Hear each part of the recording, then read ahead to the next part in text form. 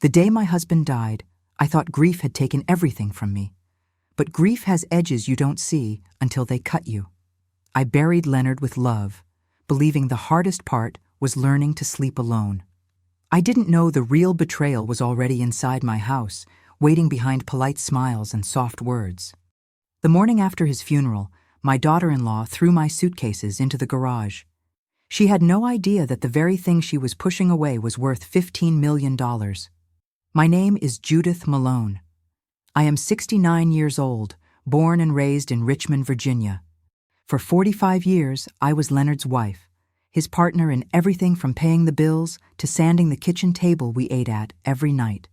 He was my balance, my home, the man who called me his steady ground. When he died, I thought the world would simply grow quiet. I was not prepared for it to turn cold. That first morning after the funeral, the house felt hollow, as if it were holding its breath. The scent of flowers had already faded, replaced by the dampness of rain outside. I made coffee out of habit, though it tasted like ashes. Leonard used to hum while the pot brewed, some old gospel tune that filled the air with peace. Without it, every sound seemed wrong. Even the ticking clock sounded impatient. Then Bianca appeared at the doorway. She was wearing perfume too strong for morning, her heels clicking across the floor like punctuation marks. "Judith, we need to start making changes around here," she said, her tone rehearsed, polite in the way knives are sharp. Calvin, my son, stood behind her, eyes low, hands buried in his pockets. He had always been gentle, almost too gentle for this world. "Changes?" I asked quietly. "It's been one day, Bianca." She tilted her head, a small smile forming. "I just think Leonard would want the house to feel lighter, less heavy." Heavy. That word cut deeper than she could guess. Leonard built this house with his own hands. Every nail, every plank carried his sweat. To hear her talk about lightening, it felt like she was erasing him piece by piece. I waited for Calvin to say something, anything, but he just nodded faintly and said, "Maybe she's right, Mom. It's time to start moving forward." Moving forward. I wanted to tell him that moving forward didn't mean pushing your mother aside. Instead, I swallowed the words and looked at him, my boy, now a man, but smaller somehow in that moment. Bianca began rearranging the living room, pulling down framed photos, stacking boxes, talking about paint colors as if grief were a season we could redecorate away. I sat there, holding Leonard's wedding band in my palm, feeling its warmth fade. By afternoon, the sound of my suitcases bumping down the hallway broke the silence. Bianca stood at the top of the steps leading to the garage and said, "Just until we get things sorted out." The garage smelled of oil and damp cardboard. There was a small folding bed in the corner, a flickering bulb overhead. I placed my suitcases beside it, then sat down and closed my eyes. I told myself it was only temporary, but deep inside, something had cracked open. A quiet, burning truth that whispered this was no accident. This was control. As I lay there that night, the rain hitting the roof in uneven beats, I remembered Leonard's last words, "Don't let them change you." I didn't yet know what he meant, but soon I would. Tell me in the comments, where are you watching from? I love hearing how far these stories travel. The morning after everyone left, I walked through the house barefoot. The wooden floors creaked under my steps, the same sound that once meant comfort, now echoing like a warning. Grief has a way of settling into walls, into corners, into you. I had spent 2 days surrounded by people who spoke in whispers, who promised to stay in touch, who told me Leonard was in a better place. But when the door finally closed behind the last one, I realized how empty this place had become, not just of people, but of warmth. I passed the kitchen window where Leonard used to stand every morning trimming his roses. They were still there, the petals drooping under the weight of last night's rain. The coffee pot was cold, untouched. I poured a cup anyway, because ritual is sometimes the only thing that keeps a person standing. Calvin had left early. He said he needed air. I could tell he was drowning in something deeper than grief, guilt, confusion, fear of choosing sides. He had always been the kind of man who mistook silence for peace. Bianca, on the other hand, was a force that filled every room she entered. She moved through the house that morning as if it already belonged to her. She carried a clipboard, talking about donations, storage, renovations. "We'll make things simpler," she said. "Less clutter, less heaviness." Her words brushed against me like cold wind. When she asked about Leonard's study, my chest tightened. It was the one place in the house she had never entered. I told her I would take care of it myself. She smiled faintly and said, "Of course, Judith. Whatever makes you comfortable." The way she said my name felt formal, distant, like I was a guest. By late afternoon, she had filled the trash bins with things I hadn't agreed to throw away: letters, receipts, a few of Leonard's old ties. She claimed it was just junk, but I saw what she was doing: erasing, rewriting, turning this home into her reflection of order. That night I couldn't sleep. The house was too quiet, the kind of quiet that makes you hear things, the ticking of pipes, the rustle of branches outside. I lay on the narrow cot in the garage, the air damp and heavy. I could still hear Bianca's laughter from upstairs, faint through the vents. Calvin's voice murmured something, soft, apologetic maybe, but it faded before I could make out the words. I thought of calling my sister in Norfolk, but pride stopped me.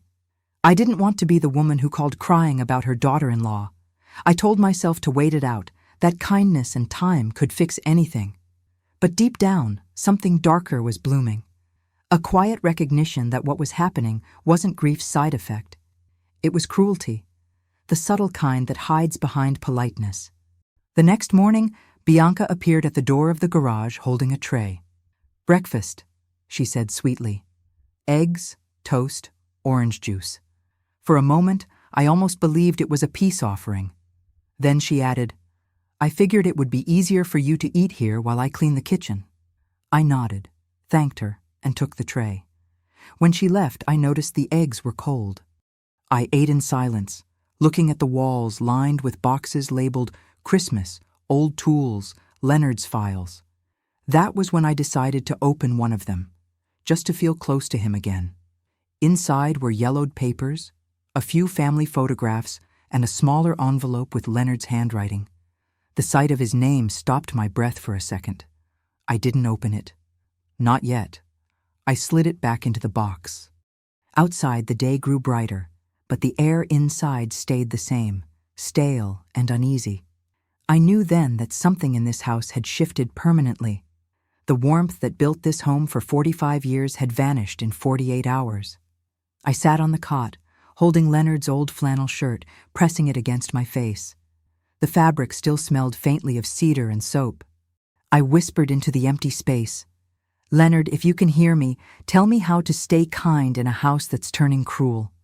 The silence answered, steady and unbroken. It started with the sound of drawers opening and closing, the sharp clap of wooden frames against old hinges.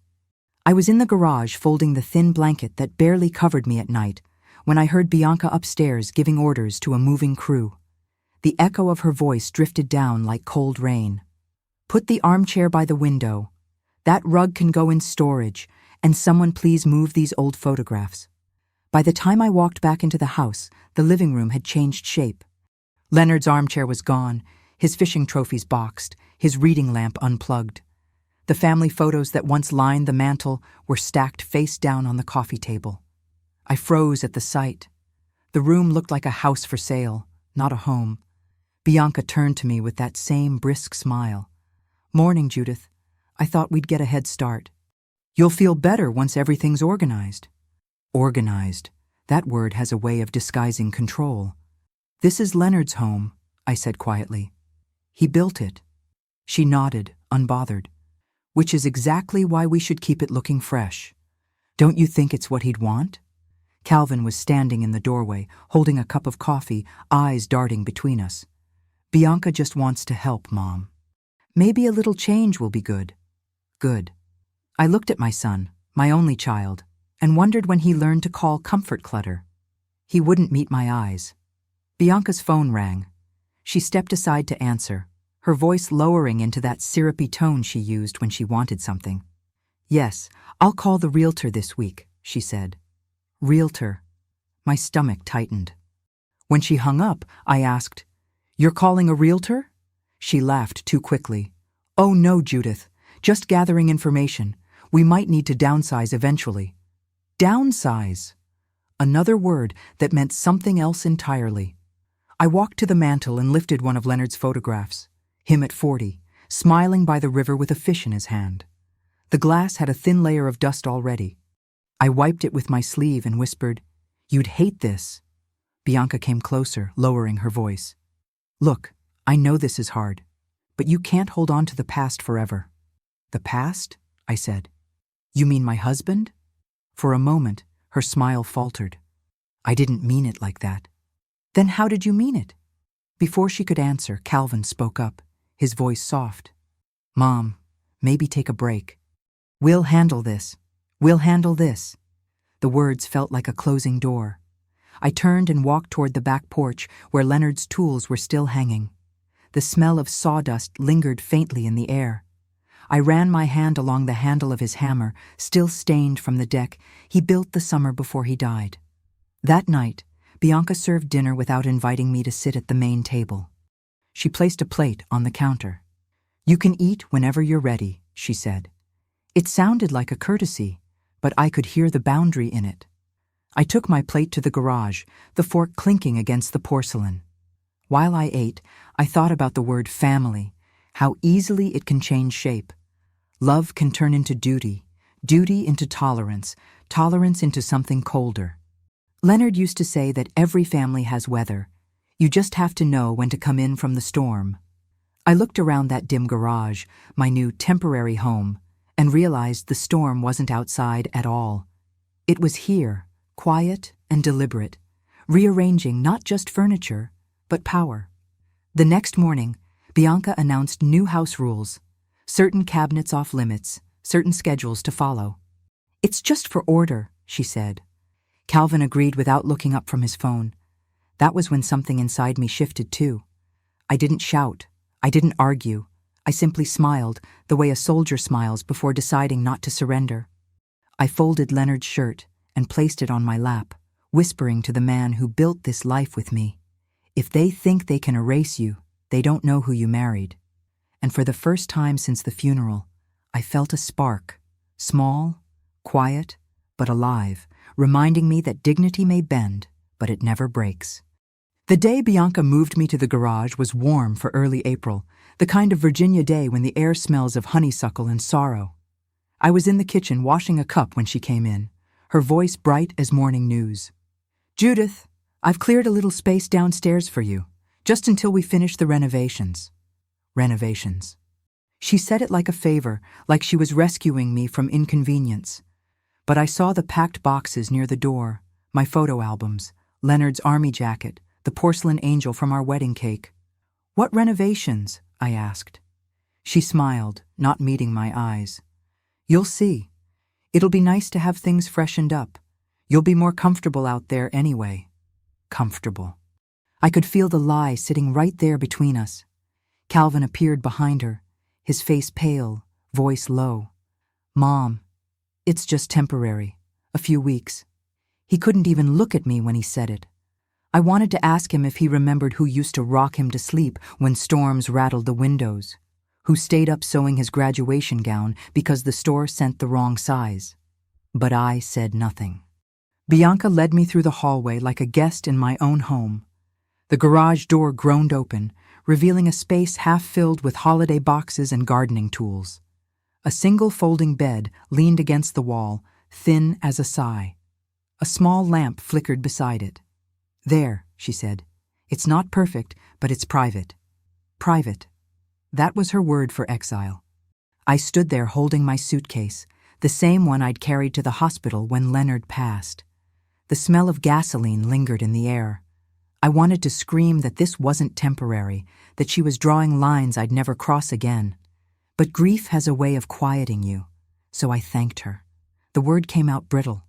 When she left, I sat on the bed, the metal frame creaking beneath me. I traced the outline of the window, too small to let in sunlight, but wide enough to show a sliver of sky. I imagined Leonard there, shaking his head, saying, "Judy, you don't have to take this." That night, I couldn't sleep. Every sound became a reminder of distance, the muffled laughter from upstairs, the hum of the dishwasher, the faint echo of Calvin's footsteps. I kept waiting for him to come down, to say he'd changed his mind. But he didn't. Around midnight, I opened my Bible, the one Leonard had given me when we married. Inside the front cover, he'd written, "For the days you forget your own strength." I read that line again and again until the tears stopped. The next morning, Bianca came in holding a basket of clean sheets. "I thought you might want these," she said sweetly. "And please, try not to use the upstairs bathroom. I'm keeping it organized for guests." "Guests?" I nodded, biting my tongue until I tasted blood. Later, I found a spider weaving its web in the corner of the garage window. Its delicate thread glimmered in the sunlight, trembling but unbroken. I watched it work, patient and precise, building a home out of almost nothing. Somehow that small creature gave me more comfort than anything else in this house.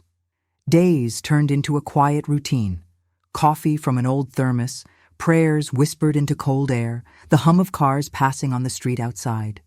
Sometimes Calvin would bring me leftovers, standing awkwardly at the door like a boy visiting his teacher. "Bianca's just stressed," he'd say. "She means well." I wanted to believe him.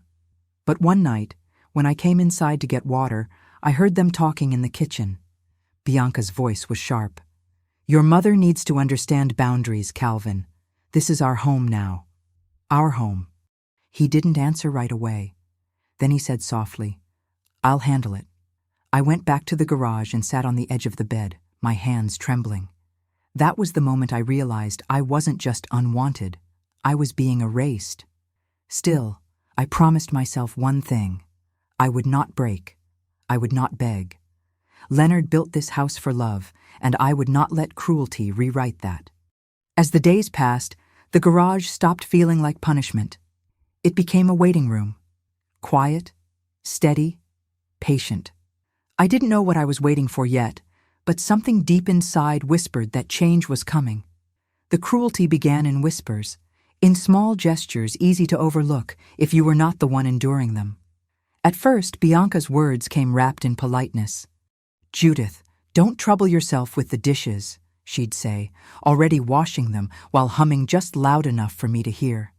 But what sounded like kindness was really dismissal. Each small exclusion, each gentle correction chipped away at the edges of who I was. Breakfasts disappeared without warning. My favorite mug vanished. The photo of Leonard that once sat on the kitchen counter was quietly replaced by a vase of artificial lilies. Bianca's perfume lingered everywhere, expensive, sharp, and I could feel it marking territory. Calvin worked longer hours, or at least that was what he told me. Sometimes I'd hear his car engine long after midnight, the tires crunching the gravel as he came home. I'd wait for the sound of his footsteps outside the garage, hoping he might knock just to ask how I was doing. But he never did. The silence became its own kind of answer. I started keeping count of the small humiliations. The meals served cold, the folded laundry that never made its way to my room. The way Bianca spoke to me in front of delivery men, light, condescending, as if I were her tenant. It was abuse, but the kind that leaves no bruise, the kind that makes you question your own perception of cruelty. One afternoon, I heard her on the phone, her voice carrying through the vent. "She's just stuck in the past," Bianca said, laughing softly. "Once she moves out, things will settle." Move out. The words settled in my stomach like stones. When I confronted her later, she looked genuinely surprised. "Judith, you must have misunderstood. I meant when you go visit family, that's all." I didn't argue. You can't argue with someone who treats your pain like confusion. The days blurred together. I began writing notes in a small notebook Leonard had left in the toolbox. Not about revenge or anger, but about the feeling of being invisible in your own home. The smell of mold at night. The way the cold rose from the cement floor through my shoes. The way my son avoided my eyes. Sometimes I'd sit outside the garage on the small step, watching neighborhood kids ride their bikes. Their laughter would rise into the evening air, pure and careless. I'd close my eyes and remember Calvin at 8 years old, his sneakers squeaking across the same driveway. I wondered if he remembered those days too, or if love, once buried under shame, forgets where it came from. Bianca's control grew more confident. She told guests she was helping me get back on my feet. I smiled through it because anger, in this house, was treated like madness. The more I stayed silent, the more she mistook my silence for surrender. But inside that quiet, something was forming. A boundary. Dignity doesn't die in one blow. It dies when you stop recognizing your own worth, and I wasn't ready to let that happen. One evening, she came to the garage door holding a bill. "I've added your phone line to the main account," she said. "It'll be easier for me to manage the payments." I thanked her, though we both knew what that meant: control of my calls, my privacy, my voice. After she left, I stared at the locked phone screen. It was a symbol of how small my life had become. Still, I whispered to myself, not forever. That night, as I lay in the thin bed listening to the hum of the refrigerator upstairs, I remembered Leonard's last hospital words. "Don't let them change you."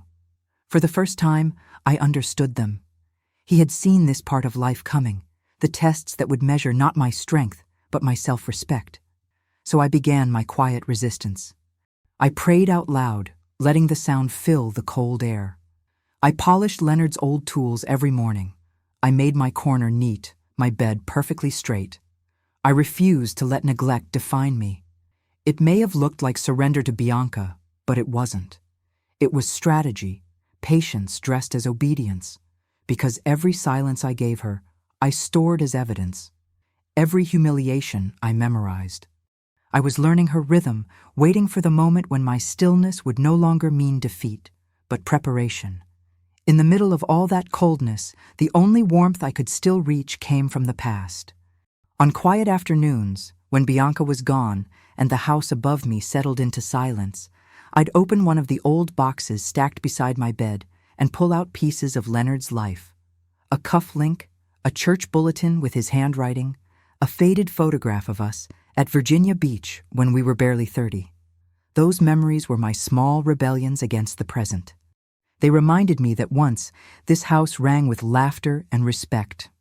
I met Leonard in the summer of 1977 at a church picnic by the James River. He was tall, patient, and had a smile that made people tell the truth even when they didn't want to. He sold hardware for a living, but he built dreams in his spare time. He said he could fix anything except impatience. We married the next year in a small chapel that smelled of fresh paint and lilies. He promised me a life built on work and faith. He kept that promise every day until his heart gave out. We didn't have much when we started. He worked double shifts. I taught at an elementary school. Every brick of this house came from sacrifice. No inheritance, no handouts. When we finally bought it, Leonard said, "Now we can grow old right here, side by side." He made good on that too, until the last breath. Sometimes I sit in the garage, tracing the wood grain of an old nightstand he built for me one Christmas. It's uneven, a little rough at the corners, but still sturdy. That's how he used to describe our marriage. Not perfect, but steady. One rainy evening, I found one of his old shirts folded neatly in a box. I pressed it to my face and felt his scent. Cedar, soap, and something honest. Tears came without warning. Not the kind of tears that beg for pity, but the kind that wash the dust off a tired soul. I spoke to him then, softly. "You wouldn't believe what's happening here, Leonard. Your home has turned into something unrecognizable. I'm trying to be strong, the way you taught me." In those conversations with his memory, I found my footing again. Grief has a strange rhythm. It breaks you, then teaches you to bend without snapping. Leonard had always said, "Dignity is not something people give you, Judy. It's something you decide to keep." His words became my armor. One morning, while cleaning the garage, I found an envelope taped beneath the old toolbox. The paper was yellowed, brittle, and addressed in Leonard's handwriting, "For when love starts to hurt more than it helps." I froze. My heart pounded so hard it almost drowned out the rain tapping against the roof. I wanted to open it right there, but something inside told me to wait. I placed it back carefully, promising him and myself that I'd know the right time.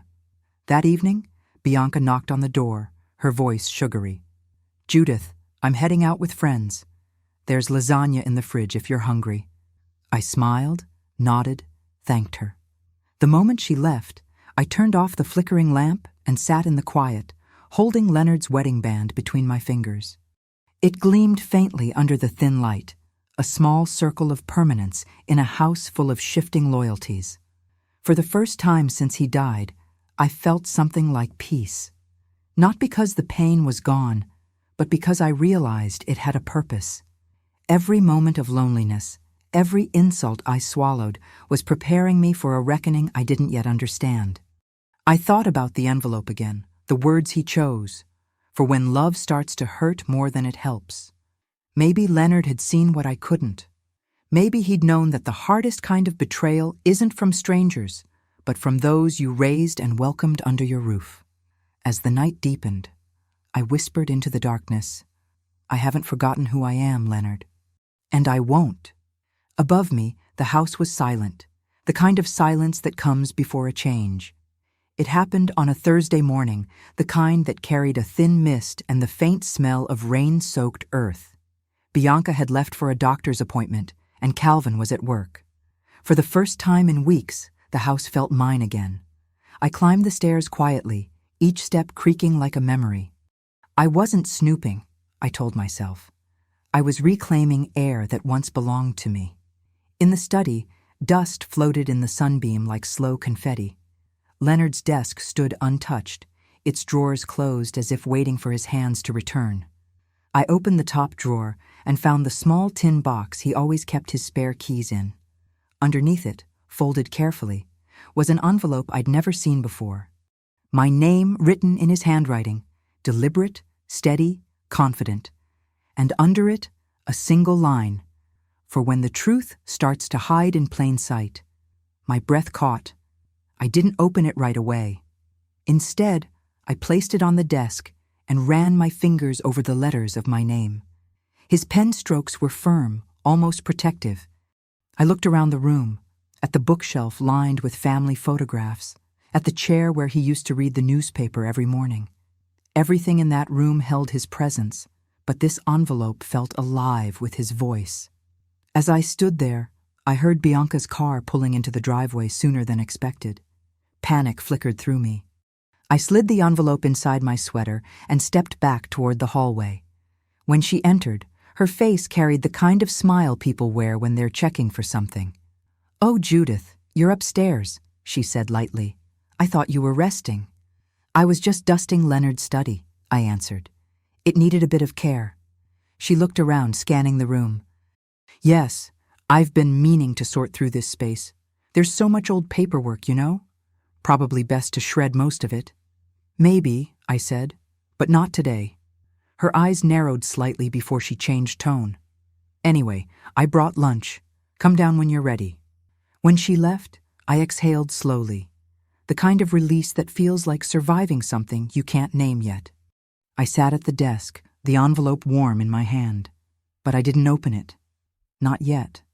Some truths need silence before they can be heard. Later that evening, while washing my cup in the garage sink, I saw Calvin standing by the car, phone pressed to his ear. His voice was low, strained. "I told you, Bianca, just wait until the insurance clears," he said. Insurance. My pulse quickened. Leonard's life insurance had been in both their names until we changed it years ago. What were they waiting for? When he hung up, I stepped outside. "Calvin," I said softly. He turned, startled. "Everything all right?" He hesitated, then forced a smile. "Yeah, Mom. Just work stuff, don't worry." But his eyes betrayed him. They were the eyes of a man trapped between fear and loyalty. That night, after they both went to bed, I opened the envelope. Inside was a single piece of paper, folded twice, and a key taped to it. The letter read, "Judy, if you are reading this, something has shifted that I could not stop. The documents you'll need are in the blue folder in the safe behind the basement shelf. Never let fear make you small. Love, Leonard. My hands trembled as I read it again. The basement. I had walked past those shelves 100 times, never knowing what waited behind them. The realization struck me with both hope and dread. Leonard had known something like this could happen. I closed the letter, placed it in my Bible, and sat in the dark for a long while. Outside, a storm began to rise, thunder rolling in slow, deliberate growls. I whispered into the noise, "You saw this coming, didn't you, Leonard?" The thunder answered like a promise. The next few days moved with the strange stillness that comes before a storm. Bianca seemed calmer than usual, her voice softer, her smiles too polished. That kind of calm always means something is being planned. I had learned that, in my years of teaching children, quiet doesn't always mean peace. Sometimes it means plotting. I spent the mornings in the garage pretending to sort boxes, but really, I was watching patterns. Bianca had a habit of taking long phone calls in the kitchen after Calvin left for work. She would lower her voice, speak quickly, and tap her nails against the counter whenever the conversation got serious. I started writing down the times, the dates, the tone of her voice, all small pieces of something bigger that hadn't revealed itself yet. One afternoon, I walked in to find her sitting at the dining table with Leonard's laptop open. She didn't hear me at first. "Yes, I've transferred it. The joint account will be empty by tomorrow," she whispered into the phone. My heart clenched. She turned suddenly, startled to see me. "Judith, you scared me," she said, slamming the laptop shut with a smile too quick to be genuine. "I was just looking for a receipt," I said. "Oh, of course," she replied, standing up, blocking the screen with her body. "You know, it's hard keeping track of everything Leonard left behind. Calvin's not great with numbers." Her words sounded like an explanation, but her eyes told a different story. Behind that pleasant face was calculation. That night, when they went out to dinner, I opened the laptop. The screen was still warm. I wasn't proud of what I was doing, but sometimes survival wears the mask of curiosity. The banking site was still open, and there it was. Transfers, withdrawals, all under Calvin's name but sent to an account I didn't recognize. My stomach twisted as I scrolled through months of transactions. Jewelry sales, online listings, even the sale of Leonard's antique tools. She was liquidating him piece by piece. I printed what I could, tucking the papers inside my Bible. When I heard the car pulling up outside, I shut everything down and returned to the garage. My hands were trembling, but my mind was clear. The next morning, Bianca served me breakfast with unusual cheer. "I made oatmeal the way you like it," she said. I looked down at the bowl. "That's kind of you." She smiled, sitting across from me. "You know, Judith, it's been a hard year for all of us. Calvin's trying his best, but maybe it's time to start thinking about what's next for you." "What's next for me?" I asked. "You could find a nice place nearby," she said lightly. "Something small, easy to manage. We'd help you, of course. You shouldn't have to deal with this big old house anymore." There it was, the eviction wrapped in sweetness. "I see," I said, stirring my spoon slowly. "And the house?" "Oh, Calvin and I will take care of it. You know, keep it in the family." Keep it in the family. I almost laughed. The irony was heavy enough to choke on. That evening I heard them arguing upstairs. Calvin's voice was raised, something rare for him. "We can't rush this, Bianca. It's my mother." Her voice cut back, sharp. "It's our future, Calvin. You said yourself the house is too much. We deserve better." I sat there in the garage, hands clasped tight, listening to the sound of my son's silence after her words. That silence was the measure of my heartbreak. The next morning, I walked through the house early before they woke. The sunrise spilled across the living room, lighting the framed photograph of Leonard holding Calvin as a baby. I touched the glass gently. "You saw this coming, didn't you?" I whispered. I went to the basement, moved the shelves just as Leonard's letter had instructed, and found the small safe. Inside was a blue leather folder, its surface worn smooth from years of waiting. I didn't open it then. I needed to wait, to watch, to know just how deep Bianca's greed would run before the truth came out. And something told me she was far from finished showing me. Once I knew what Bianca was doing, the fear in me turned into something sharper, quieter, and far more useful. Clarity. I stopped reacting and started recording. Every word, every glance, every document she touched became a piece of evidence waiting for its place in the story Leonard had prepared me to finish. The first step was simple. I bought a small notebook at the corner store, the kind school teachers use for grading. Each night, under the thin garage light, I wrote everything I saw. Times, dates, phone numbers, how many times she logged into Leonard's old accounts, how many items went missing from his study. When she asked me to sign forms for house expenses, I signed nothing. I smiled, nodded, pretended confusion. Let her believe age had softened my mind. The older they think you are, the less they look over their shoulders. Calvin came home late most nights, weary, distracted. Once, when I asked if he was all right, he sighed and said, "Bianca's just trying to keep us afloat, Mom. You know how much the bills pile up." I looked at him carefully. Bills? Or greed? He frowned, defensive. "Don't start, Mom. Please." That was the last real conversation we had for weeks. In secret, I began collecting small truths.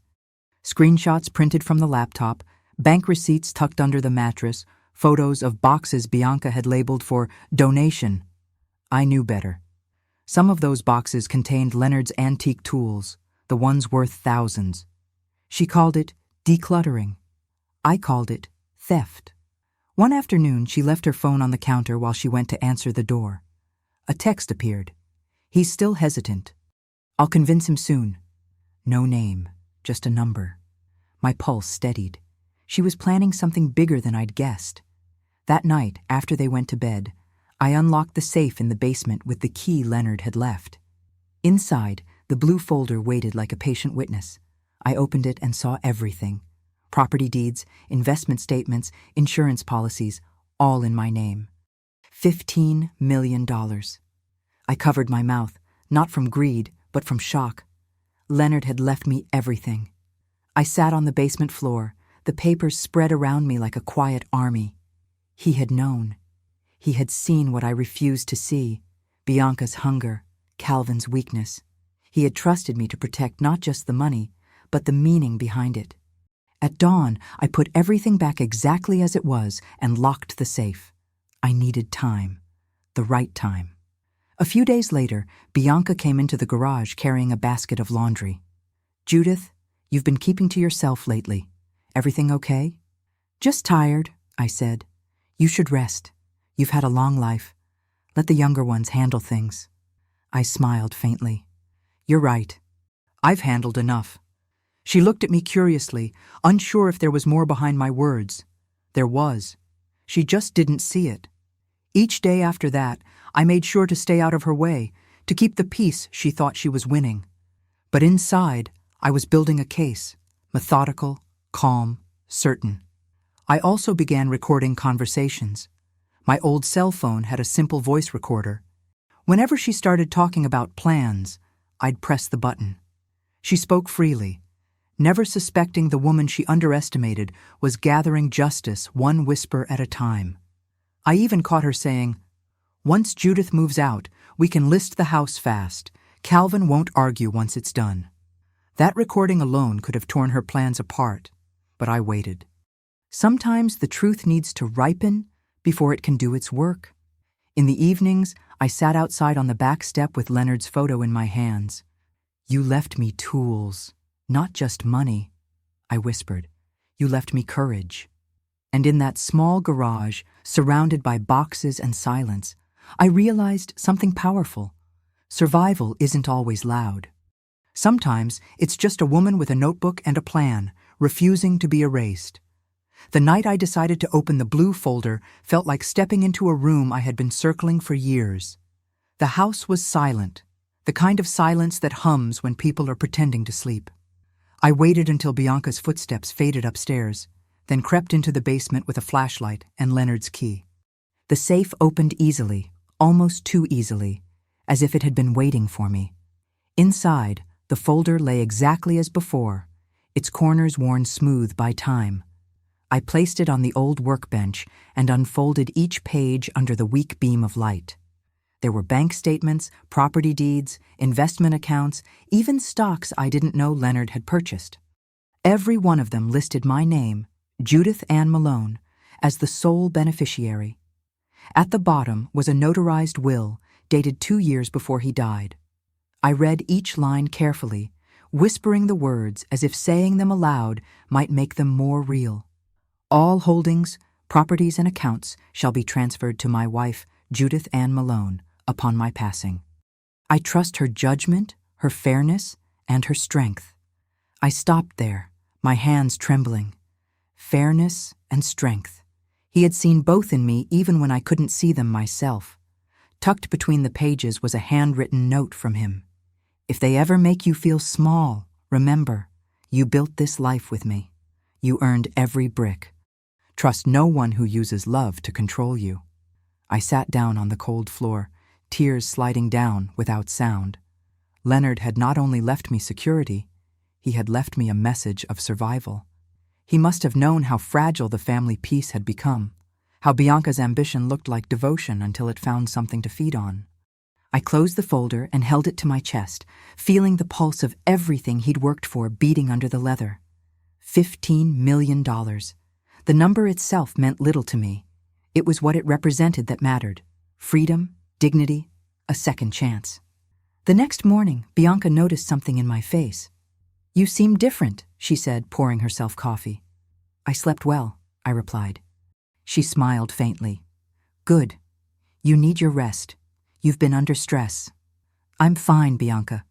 Some things are finally making sense."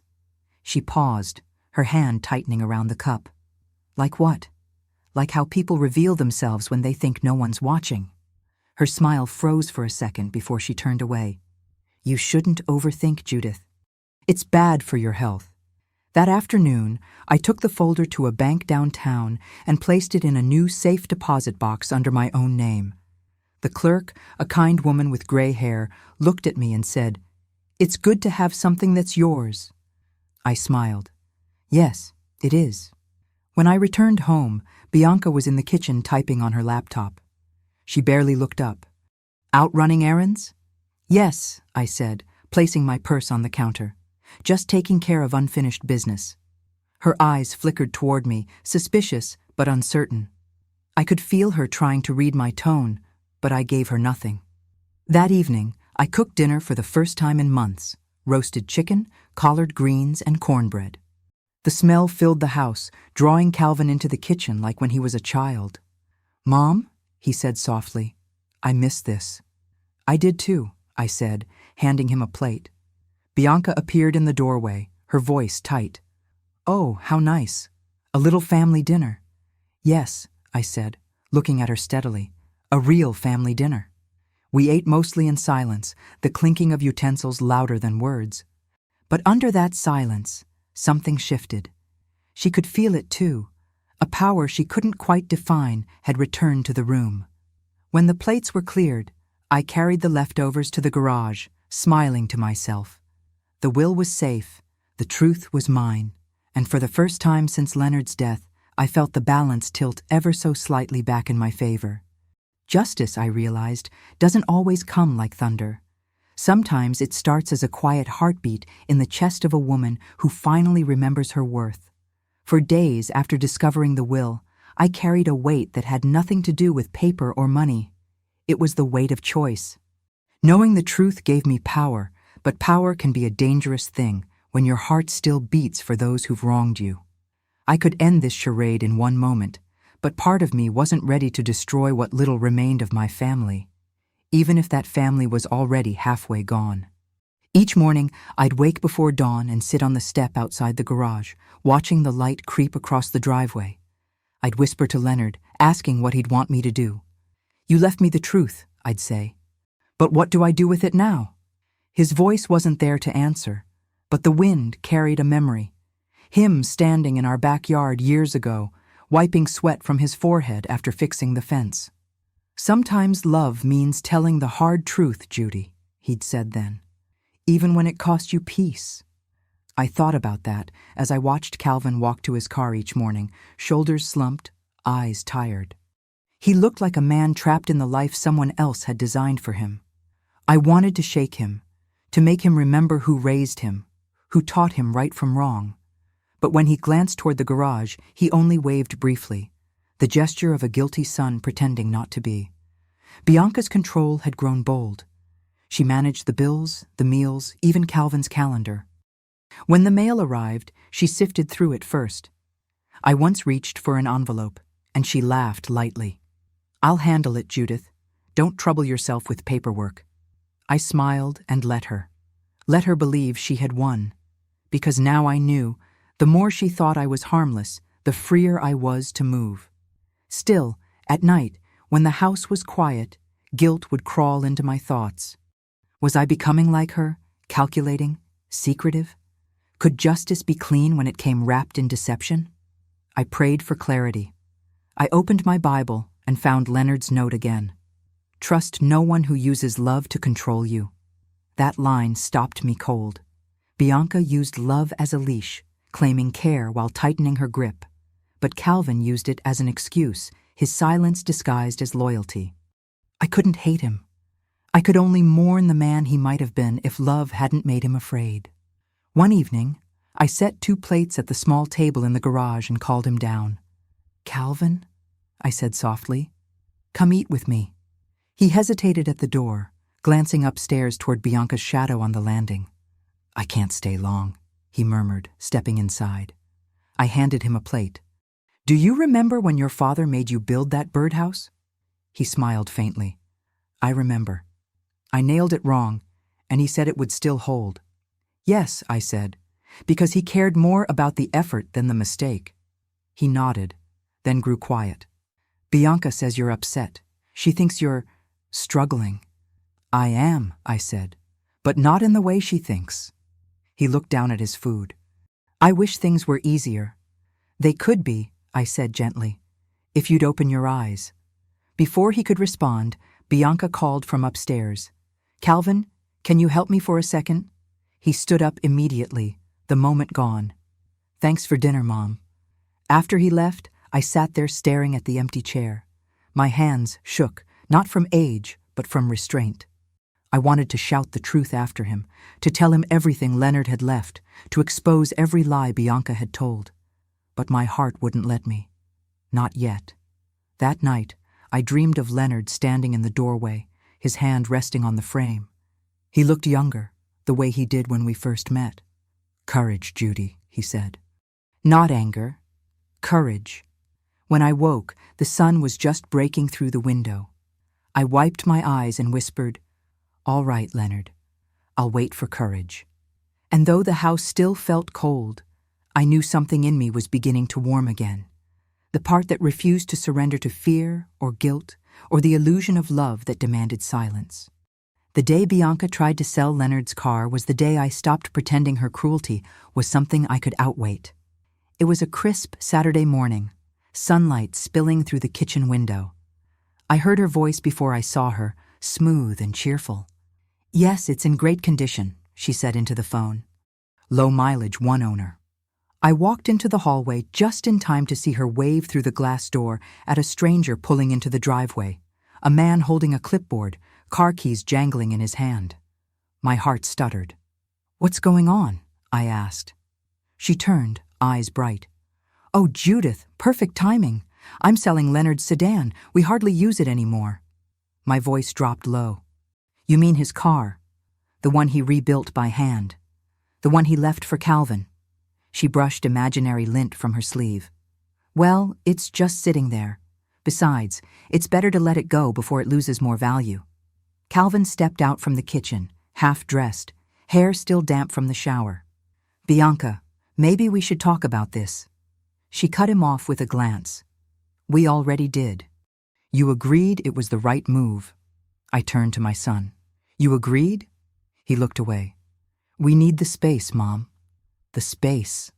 The same word they used when they moved me into the garage. I walked to the car, its blue paint gleaming under the morning sun. My reflection stared back at me, older, smaller, but steady. "You will not sell this car," I said quietly. Bianca laughed, light and dismissive. "Judith, please don't make this dramatic. It's just a car. Just a car." The words scraped like sandpaper. That car had carried our family through everything. Church picnics, hospital visits, graduations, the day we brought Calvin home from college. Leonard spent every spring polishing the hood until it shone. Selling it wasn't about money. It was about erasing him. I said no, I repeated, firmer. Bianca sighed, motioning toward the buyer. "Ignore her. She's emotional." Something in me snapped. "You don't get to call my grief emotional. You don't get to rewrite this house, this family, or the man who built both." The buyer froze mid-step, glancing between us. Maybe I should come back another time." Bianca's smile faltered. No, please, it's fine." But it wasn't fine. Calvin finally spoke, voice shaking. "Bianca, stop. Just stop." She turned to him, eyes narrowing. "After everything I've done for you, you're taking her side now?" "I'm not taking sides," he said, though the tremor in his voice said otherwise. She crossed her arms. "Then act like it." The buyer muttered an excuse and left. The sound of his car pulling away felt like a small victory, but it came at a cost. Bianca spun toward me, her face stripped of its usual calm. "You've crossed a line, Judith. This is my house, and you will respect how I run it." I looked around at the walls Leonard built, the floorboards he sanded, the very roof he repaired one summer in '95. "No," I said softly. "This isn't your house. You're just living inside someone else's promise."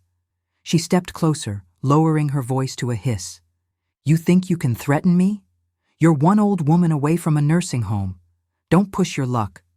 I didn't answer. I didn't need to.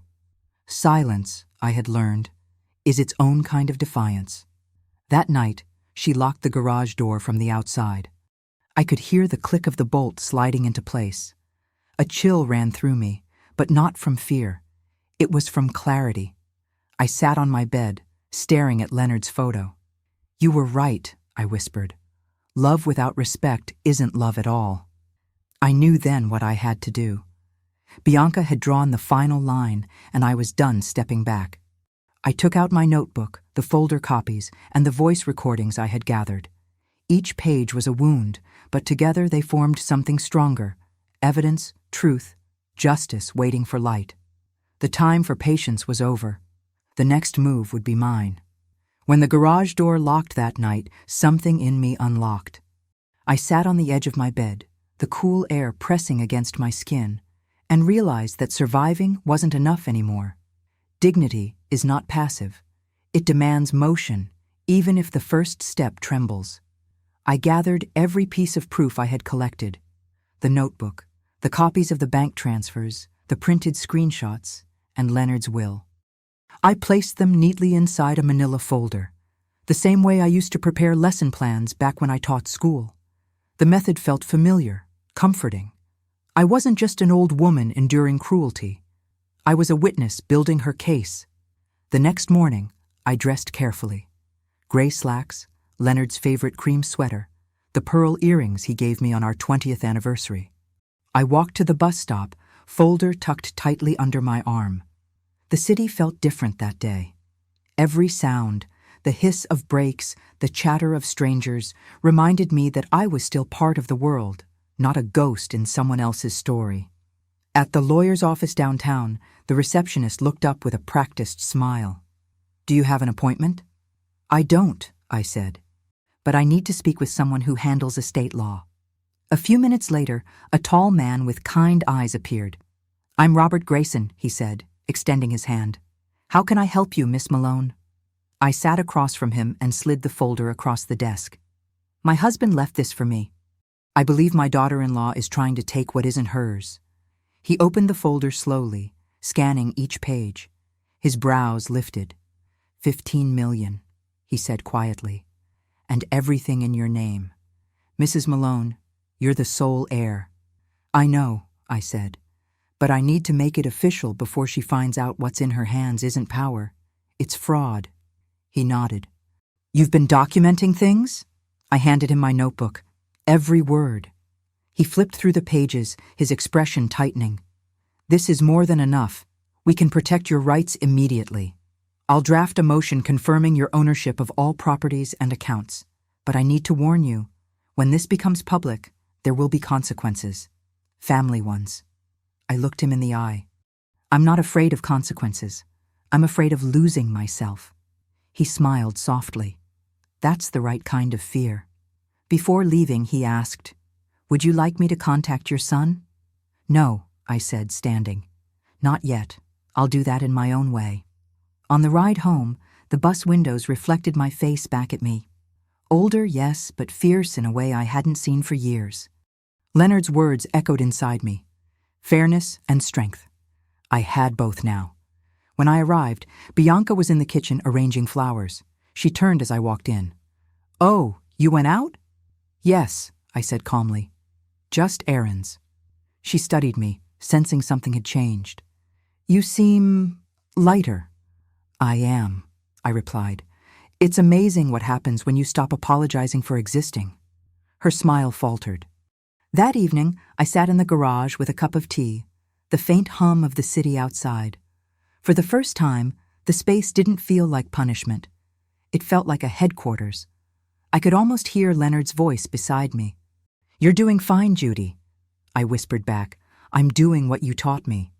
Then I called Robert and confirmed the next step, the meeting where Bianca and Calvin would learn the truth. We scheduled it for Sunday dinner. It felt poetic. Leonard always believed that what begins around a table should end around one, too. As I hung up, I placed the Bible, the will, and the folder beside me, each item glowing softly in the lamplight. I thought of all the women who've been silenced, dismissed, or cornered in their own homes. And I felt them sitting with me, unseen but present. This wasn't just about money anymore. It was about reclaiming space, spiritual, emotional, and literal. It was about proving that even when the world calls you old, your spirit can still rise new. And when Sunday came, I would stand in the same room where they once made me feel small and show them what strength truly looks like. Sunday arrived with a quiet clarity, the kind that feels almost rehearsed. I woke before sunrise, made coffee strong enough to carry me through the day, and watched the light crawl slowly across the garage floor. Today was the day Leonard's house would remember who it belonged to. I dressed with care, navy skirt, white blouse, and the gold brooch Leonard gave me when Calvin was born. My reflection in the mirror looked older, yes, but there was something else behind the wrinkles now. Peace, sharpened by purpose. Upstairs, I could hear Bianca humming as she set the dining table. Her voice was light, almost giddy. She thought she was hosting another of her perfect Sunday dinners, where she could smile through control and pretend I was just a quiet shadow. Let her. Shadows can still carry lightning. By late afternoon, the house smelled of baked chicken and rosemary. Calvin moved through the kitchen like a man trying to keep peace where peace no longer lived. When he looked at me, there was guilt in his eyes, but also something softer, almost pleading. "Mom," he said, "you didn't have to go through all this trouble. Bianca and I could have handled dinner." "I know," I said gently, "but some meals have to be made by the hands that remember." He frowned slightly, unsure what I meant. But before he could ask, Bianca entered the room, wearing one of her bright dresses and that practiced smile that didn't reach her eyes. "Judith," she said sweetly, "you look lovely. I hope you're hungry." "I went all out today." "I can see that," I replied, glancing at the table, the good china, the linen napkins, the wine glasses. She wanted this to look civilized. I almost pitied her for it. We sat down. The clinking of silverware filled the silence until Bianca broke it. "So, Calvin and I have been thinking," she began. "We're planning to move forward with selling the house. We found a smaller property just outside the city. It'll be easier for everyone." Everyone. Such a generous word for a selfish plan. I folded my napkin slowly, deliberately. "You've been busy," I said. Her smile flickered. "Well, Someone has to take initiative. You've had a hard time keeping up, and Calvin interrupted, his tone cautious. Bianca, maybe we should wait until... She cut him off. No, Calvin, there's no reason to delay. Then, turning back to me, I know this house holds memories, but holding on doesn't bring people back. I looked at her carefully. You're right. It doesn't bring people back, but it does reveal who they truly were.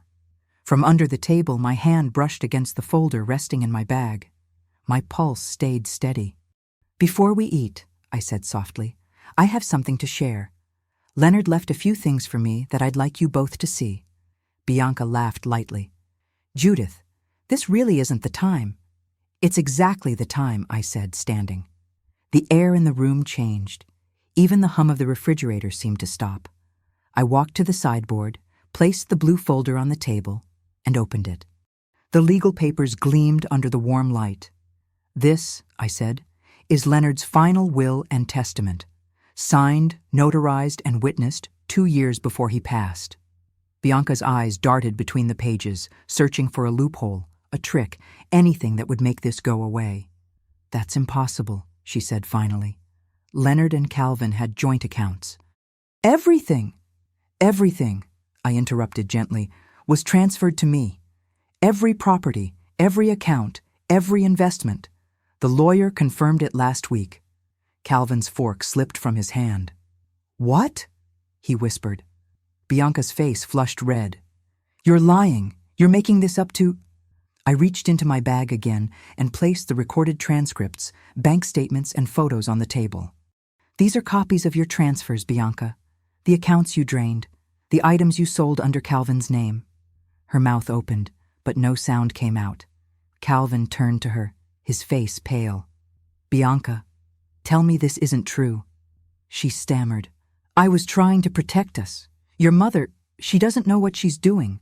I know exactly what I'm doing, I said, my voice calm.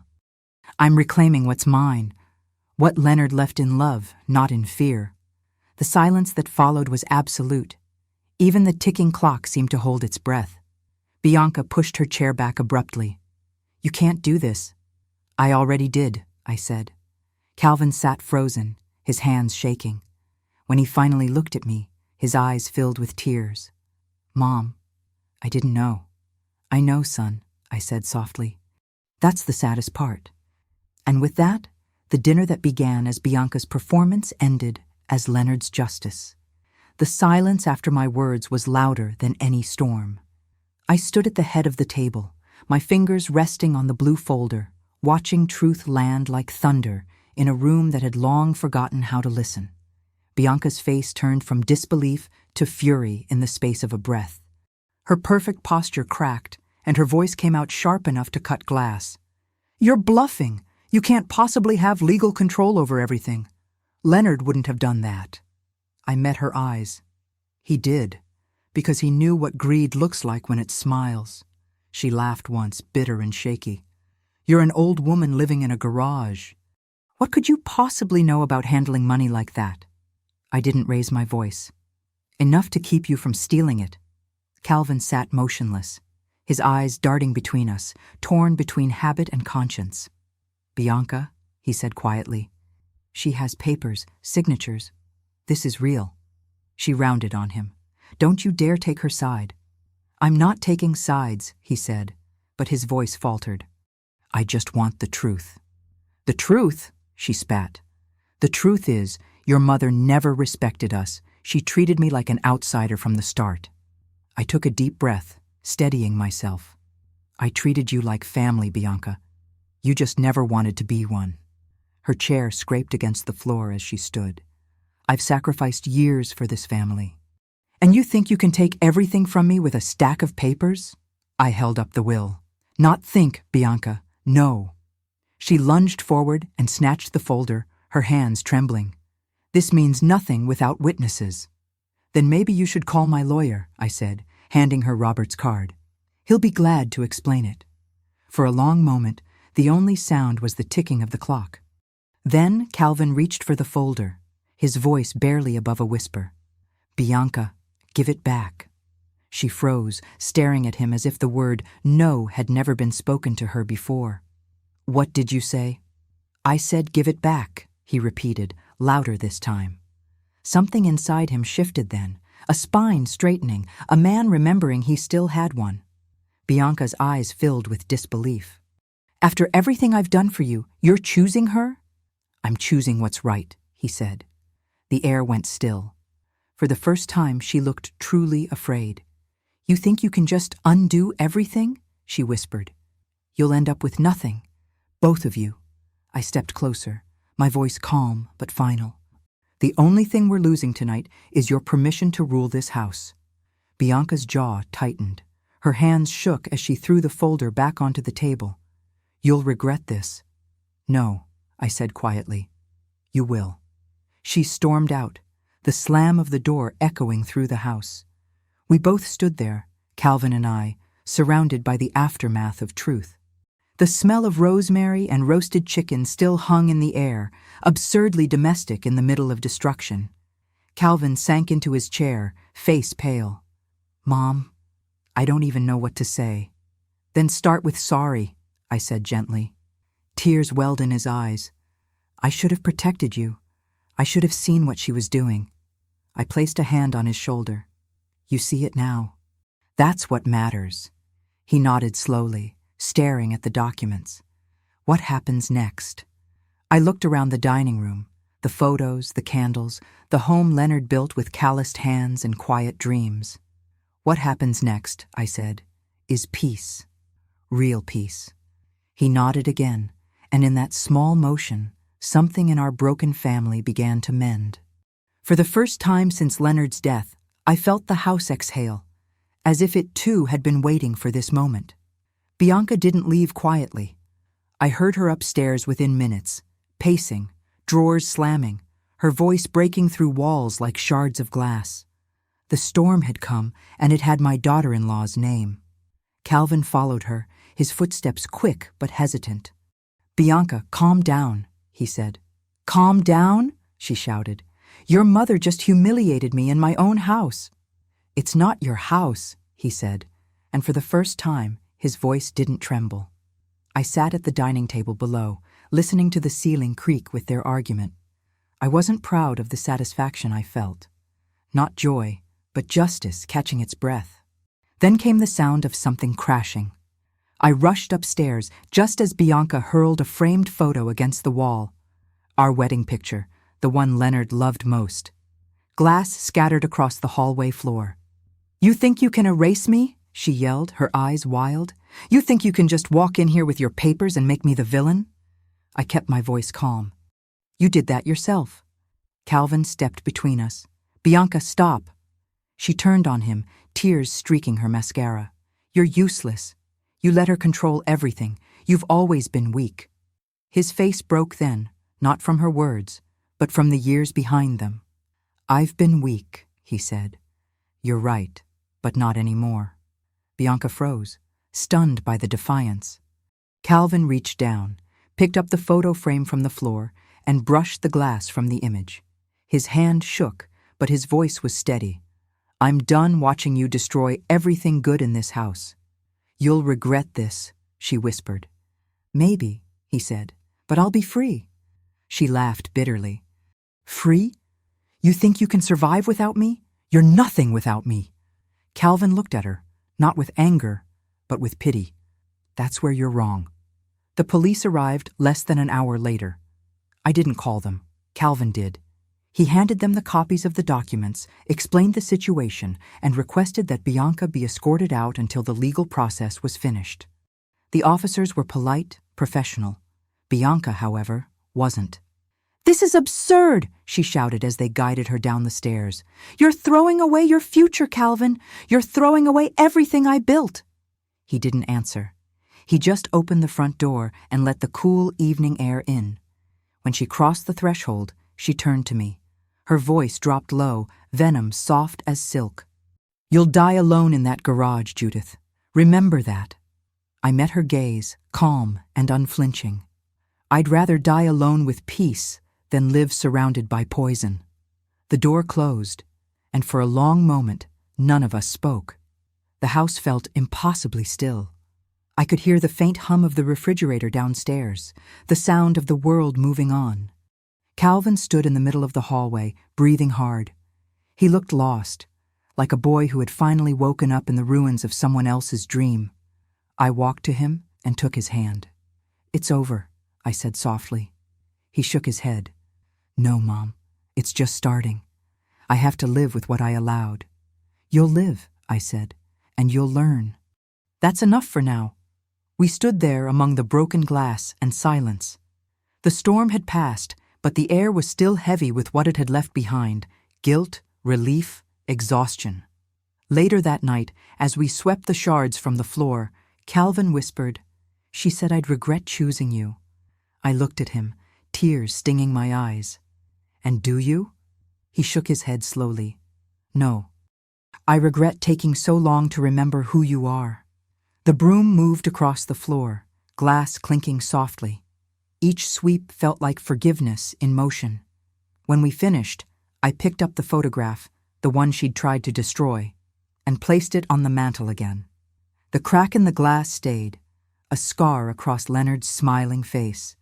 But scars, I realized, don't ruin what they touch. They remind us of what survived. The morning after Bianca left, the house was quieter than I had ever known it. No footsteps, no perfume lingering in the hallway, no voice instructing or correcting. Just the steady hum of the refrigerator and the soft creak of the ceiling fan above. It felt like the house itself was exhaling after holding its breath for too long. I brewed coffee the way Leonard used to, strong and slow, letting the smell fill every corner. For the first time in months, I didn't drink it out of habit. I drank it because it tasted like home again. Calvin sat at the kitchen table, his hands wrapped around a mug he hadn't touched. His face was pale, drawn, but there was something gentler about him, as though the storm had scrubbed him clean. "I don't even know where to start," he said quietly. "Start by forgiving yourself," I told him. "You saw what you needed to see, even if it took time." He nodded but didn't meet my eyes. "I should have stood up sooner. I let her treat you like you were in the way." "You were scared," I said softly. "Fear makes people small, but you're not small anymore." He looked up then, his eyes full of shame and relief all tangled together. I thought I was protecting my marriage, but I was just protecting her pride. I reached across the table and took his hand. "You can rebuild from honesty.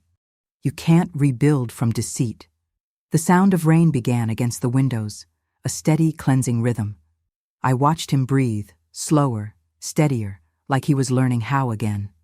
Over the next few days, he helped me clear out the garage. We carried boxes of old things into the sunlight, decorations, tools, the bits of life that had been buried under dust and cruelty. Every time we opened another box, a piece of Leonard's warmth came spilling out. When we reached the last one, Calvin lifted a folded blanket and found the letter I'd kept hidden in my Bible. "Is this from Dad?" he asked. "Yes," I said. "He wrote it before he passed. He knew we'd need it someday." He read the line aloud, voice breaking. "If they ever make you feel small, remember, you built this life with me." He looked at me with tears in his eyes. "He knew. He always did," I said. Later that afternoon, the lawyer came by to finalize the documents. Robert was efficient but kind, explaining every detail to Calvin. When it was done, he smiled at me. "It's all settled, Miss Malone. The house, the accounts, everything is in your name, exactly as your husband intended." I nodded. "Thank you, Robert. But this isn't about the money. It's about what's right." He returned the smile. "That's the kind of wealth that lasts." After he left, Calvin and I stood on the porch, watching the rain ease into sunlight. The air smelled of wet earth and new beginnings. "I don't know what to do next," he said quietly. "Start with yourself," I told him. "Help someone who needs it. That's how you earn back the life you almost lost." He nodded, thoughtful. "Maybe I can work with you. Help with the foundation when you start it." I looked at him, surprised and moved. "You'd do that?" He smiled faintly. "I think Dad would have wanted it." I took a long breath, letting the warmth of the moment settle inside me. "Then we'll do it together." As evening fell, we lit a candle for Leonard. The flame flickered gently, its glow touching the family photo on the mantel, the one with the crack still running through the glass. It no longer looked like a wound. It looked like light finding its way in. I whispered, "We're all right now, Leonard." The house, for the first time in months, answered back with silence that felt like peace. In the weeks that followed, the rhythm of my days began to change. The house no longer felt like a battlefield. It was a place of work now, of healing and rebuilding. Calvin moved back into the guest room upstairs. He offered to repair the broken windows, repaint the kitchen, and fix the leak in the garage roof. I let him. I think we both needed the sound of rebuilding, wood meeting nail, a hammer echoing through rooms that had forgotten what love sounded like. It was during one of those mornings, watching sunlight spread across the front yard, that the idea came to me. Leonard's voice, gentle as always, whispering through memory, "If you ever have more than enough, give back what you can."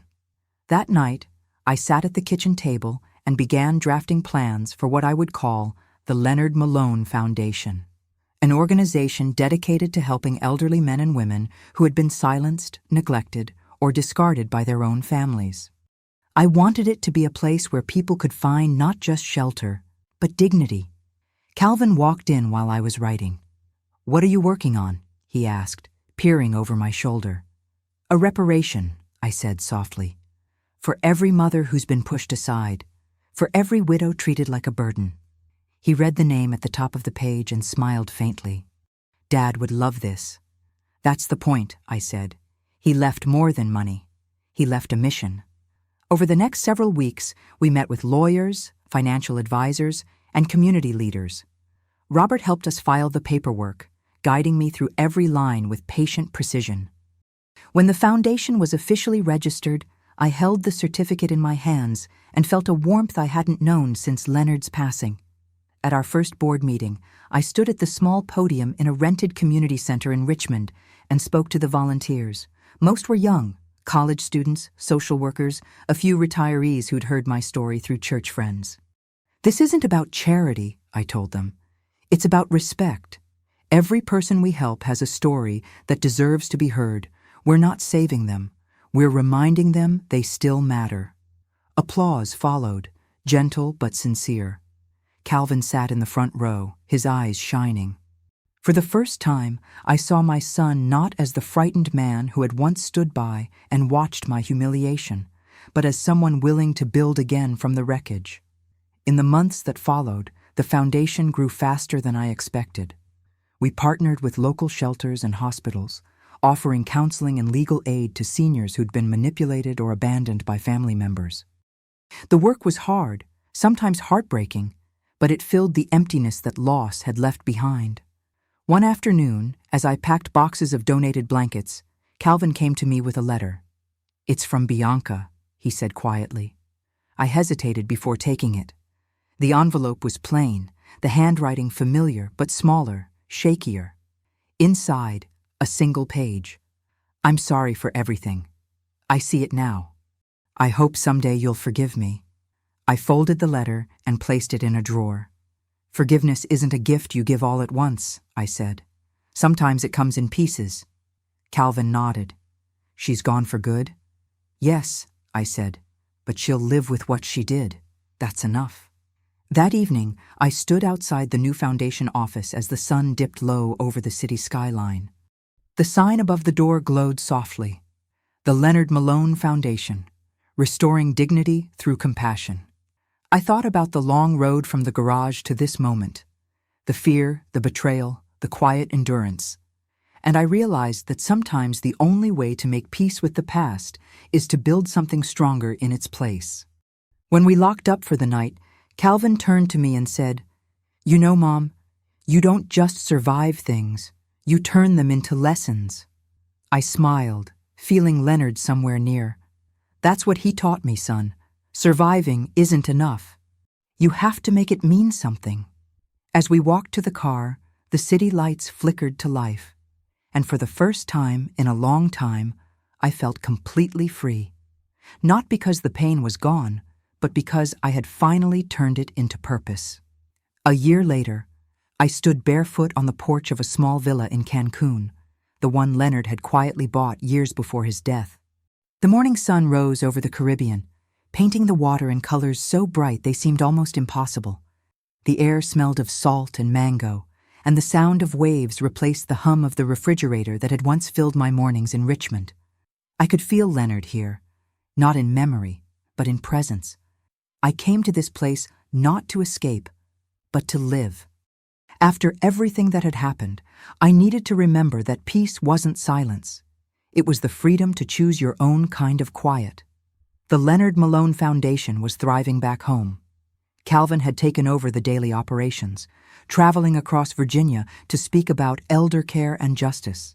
He sent me weekly updates, photographs of volunteers, and stories of widows finding strength again. Every time I read them, I saw pieces of the man Leonard had hoped his son would become. Here in Cancun, my days took on a gentle rhythm. I woke with the sun, brewed my coffee the way Leonard liked it, strong, with a little cinnamon, and sat on the porch, watching the ocean breathe. I spent hours reading, gardening, writing letters to friends back home. Sometimes I helped at a local shelter for older women, translating their stories into English so the foundation could fund their projects. In the evenings, I'd walk along the beach, the sand cool beneath my feet, and talk to Leonard out loud. "We made it, honey," I'd tell him. "Not just me, Calvin too. You were right to trust that love could find its way through all that darkness." There were nights when I still woke from dreams of the garage, the smell of damp concrete, the flicker of that one weak bulb. But instead of pain, I felt gratitude. That place had been my breaking point, yes, but also my beginning. I had learned that strength isn't loud. It's the quiet decision to stay human when others forget how. One afternoon, Calvin called through video chat.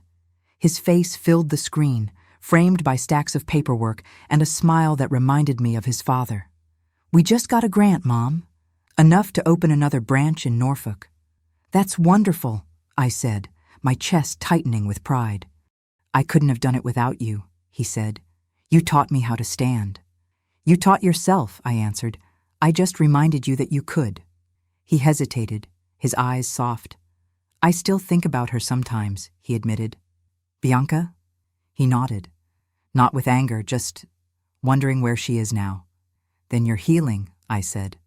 "Real forgiveness starts when wondering stops hurting." He smiled, and for a moment I saw the little boy who used to bring me dandelions from the yard.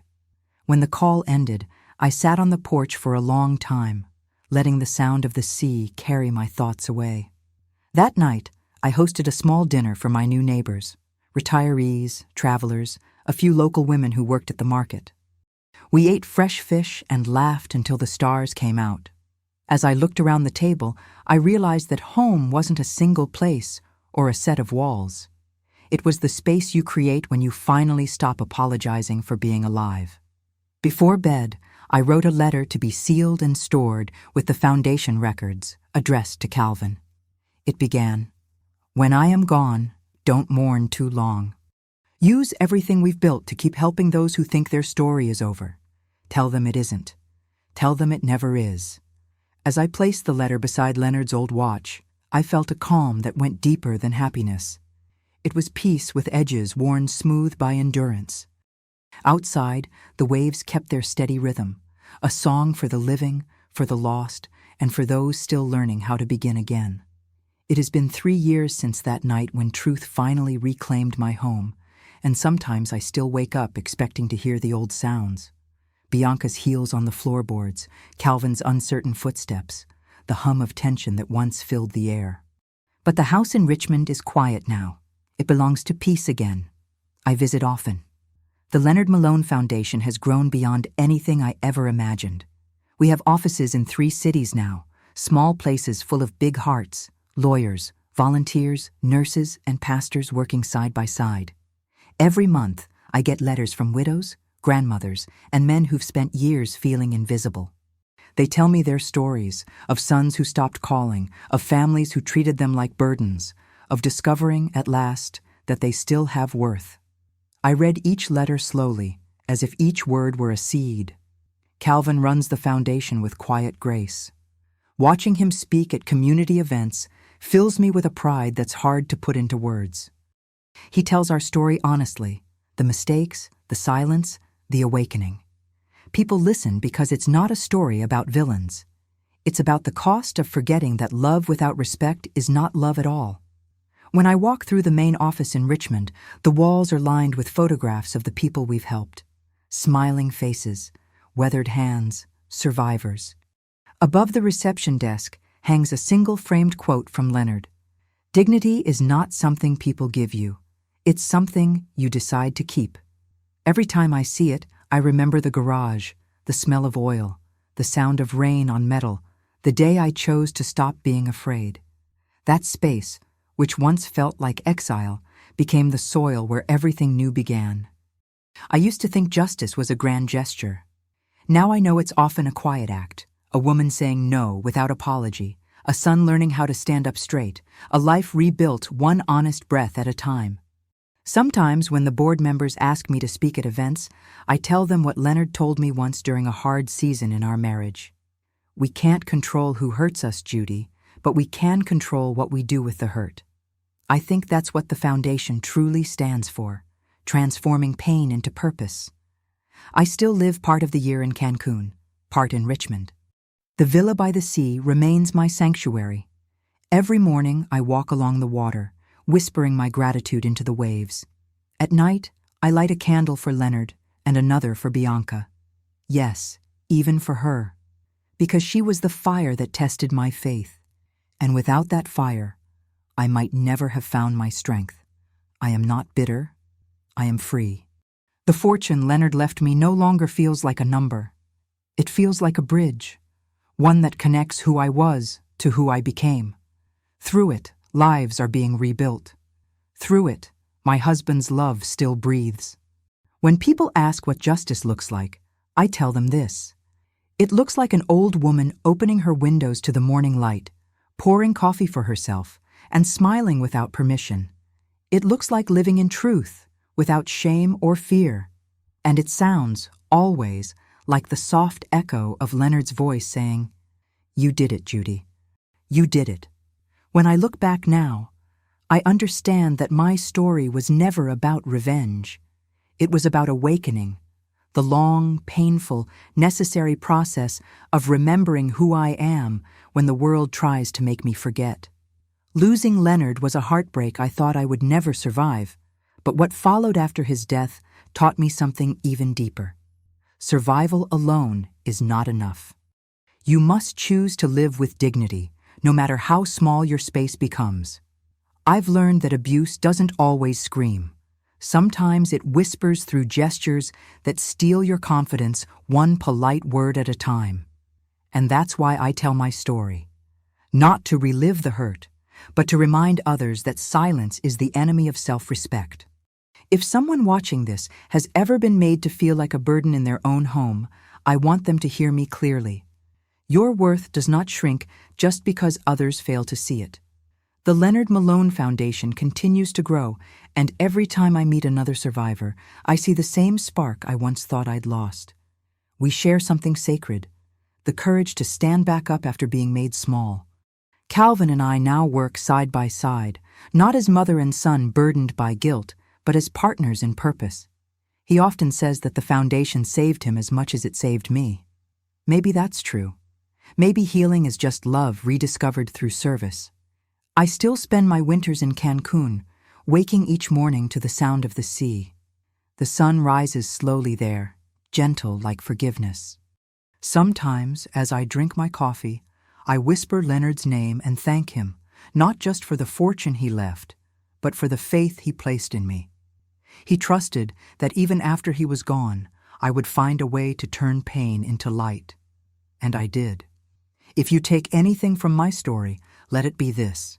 Family can wound you, but it can also heal you. Justice may take time, but it always arrives for those who refuse to stop believing in their own worth. So, wherever you are listening from tonight, if you're sitting alone, wondering when the peace will come, know that it can. You just have to start by saying, "No more." That's how freedom begins. Freedom.